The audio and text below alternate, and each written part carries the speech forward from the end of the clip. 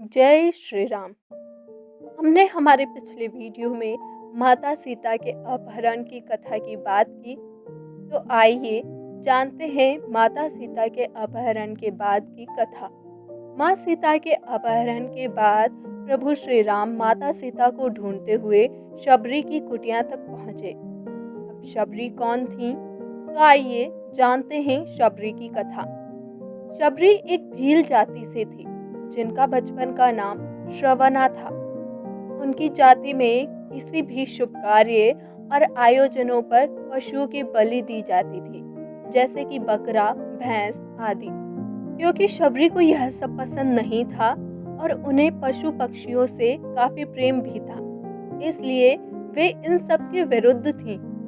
साथ ही वे हमेशा भगवान की भक्ति में मग्न रहती थी और पूजा पाठ करती थी।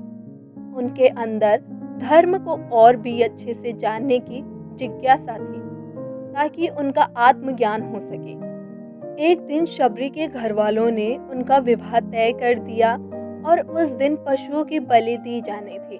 शबरी ने सोचा कि यदि वह घर से भाग जाए तो पशु बच जाएंगे। यह सोचकर एक दिन वे अवसर पाकर अपना घर छोड़कर चली गईं और कभी वापस नहीं आईं। वे जंगलों में कई दिनों तक भटकती रहीं और अंत में उन्हें ऋषि मतंग का आश्रम दिखाई पड़ा। वह अंदर जाने से हिचकिचा रही थी तो स्वयं ऋषि ने बाहर आकर उनके बारे में पूछा। शबरी ने ऋषि मतंग को अपना परिचय दिया और धर्म के प्रति अपनी जिज्ञासा प्रकट की। ऋषि मतंग शबरी की सच्ची भक्ति और निष्ठा को देखकर प्रसन्न हुए और उन्हें अपने आश्रम में स्थान दिया। शबरी ने ऋषि मतंग को अपना गुरु मान लिया था और उनके आश्रम में रहने लगी थी।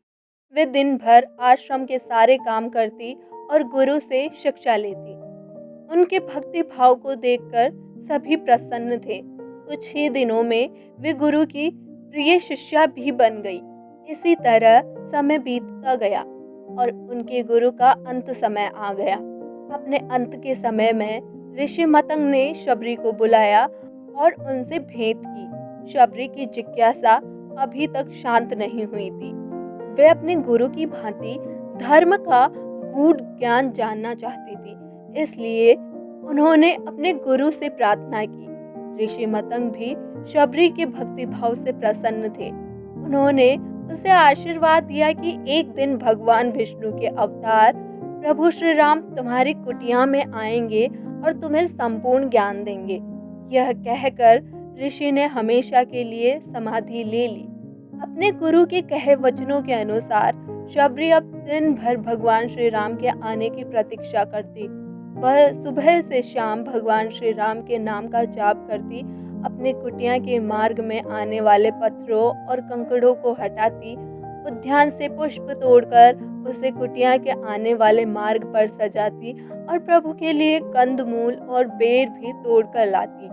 शबरी तो भगवान की भक्ति में इतनी डूब गई थी कि कहीं श्री राम को दिया जाने वाला एक भी बेर खट्टा या कड़वा ना निकले, इसलिए वे हर बेर को थोड़ा सा चखकर देखती और मीठे बेर ही रखती और खट्टे बेर फेंक देती। इसी प्रकार भगवान श्री राम की प्रतीक्षा में शबरी बूढ़ी हो गई, लेकिन उनका भक्ति भाव कम नहीं हुआ। अब वे एक लकड़ी के डंडे के सहारे चलती, लेकिन सब काम करती और प्रभु के आने की प्रतीक्षा करती। एक दिन भगवान श्री राम अपने भाई लक्ष्मण के साथ माता सीता की खोज में शबरी की कुटिया में आ पहुँचे। अपने सामने स्वयं भगवान श्री राम को देखकर शबरी की खुशी आंसुओं में बहने लगी। उसने प्रभु के चरणों को अपने आंसुओं से ही धो दिया। भगवान भी उसकी भक्ति को देखकर भाव विभोर हो उठे। वे अपने भाई लक्ष्मण के साथ शबरी की कुटिया में गए और आसन ग्रहण किया।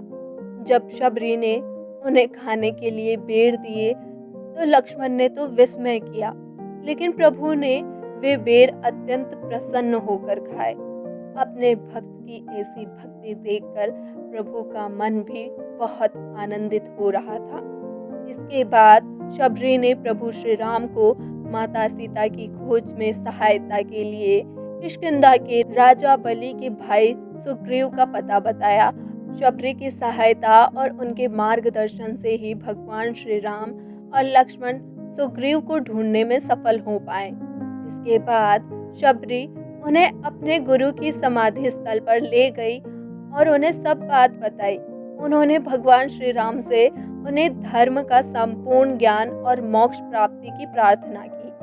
भगवान ने भी शबरी की याचना को स्वीकार किया और उसे हृदय से ही धर्म का संपूर्ण ज्ञान दे दिया। स्वयं प्रभु से धर्म ज्ञान को पाकर शबरी की आत्मा तृप्त हो गई और उसे जन्म मृत्यु के बंधन से मुक्ति मिल गई। उसी समय शबरी की आत्मा को मोक्ष प्राप्त हो गई। इसके आगे की जानकारी के लिए हमारे वीडियो को करें लाइक, शेयर, हमारे चैनल को करें सब्सक्राइब और कमेंट बॉक्स में जय श्री राम ज़रूर लिखें। जय श्री राम।